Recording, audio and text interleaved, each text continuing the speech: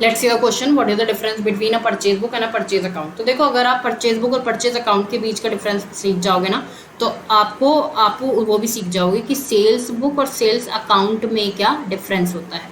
ठीक है, क्योंकि दोनों ही सेम नेचर के हैं। ठीक है, परचेज अकाउंट, यहाँ पर हम लिख देते हैं बेसिस। तो फर्स्ट है अपना कि इसका मीनिंग क्या होता है। तो देखो, हमें तो पता ही है मीनिंग क्या है। ये एक सब्सिडरी बुक है। क्या है ये? एक सब्सिडरी बुक है, सहायक बुक है, हमारा काम आसान करने के लिए हो जाती है। ठीक है, और ये क्या है? ये एक परचेज अकाउंट है, इसे हम लेजर अकाउंट भी कहते हैं। ये लेजर अकाउंट है। देखो क्या होता है कि अगर हम हर किसी की एंट्री परचेज अकाउंट में करने लगे, परचेज अकाउंट में कितने कॉलम होते हैं? Date, particulars, LF amount, date, particulars, LF amount, 8 columns होते हैं। वहाँ पर हम अलग से जीएसटी का नहीं करते लेखा जोखा, वहाँ पर हम इनवॉइस नंबर हम नहीं डालते हैं, वहाँ पर हम बहुत ज़्यादा डिटेल्स में हम नहीं जाते कि कितनी यूनिट कितनी परचेज के वगैरह वगैरह। तो वो काम सारे हम किस में करते हैं? परचेज बुक में करते हैं। अगर हम वो काम हम परचेज अकाउंट में ही करने लगे तो बहुत ज़्यादा बर्डनसम हो जाएगा, बहुत लेंदी हमारे डॉक्यूमेंट्स हो जाएंगे।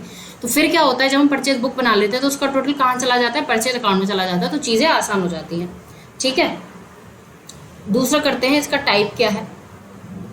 तो ये प्राइमरी बुक्स में आती है, मेन बुक है भाई, खरीदेंगे बेचेंगे नहीं तो काम कैसे चलेगा।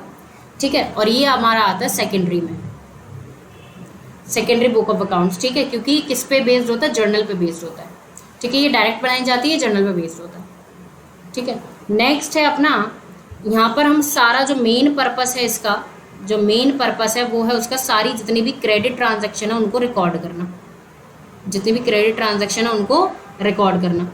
इसका जो है उसमें बताना कि कितना हमने परचेज किया है। ठीक है, कितना स्टॉक है, कितना सामान है, ये सब सारी चीज़ें इसका मेन पर्पस होता है। नेक्स्ट हम कर सकते हैं कि इसका बैलेंस कहाँ ट्रांसफ़र होता है।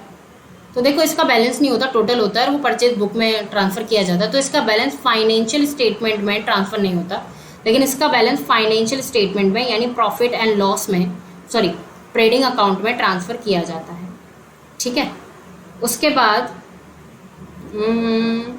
कॉलम्स देख लेते हैं। इसमें बस यही हम कर लेंगे, कॉलम्स देख लेते हैं। इसमें केवल क्रेडिट का कॉलम होता है, एक ही कॉलम होता है ना, एक ही बनाते हैं। और इसमें डेबिट और क्रेडिट दोनों होते हैं, डेबिट और क्रेडिट दोनों हमारे होते हैं। तो ये काफ़ी थे, और सेम ऐसे ही वो होंगे डिफरेंस जो होंगे वो सेल्स बुक और सेल्स अकाउंट में होंगे। तो ये काफ़ी है आपके जानने के लिए, and I hope this is the proper explanation to this question.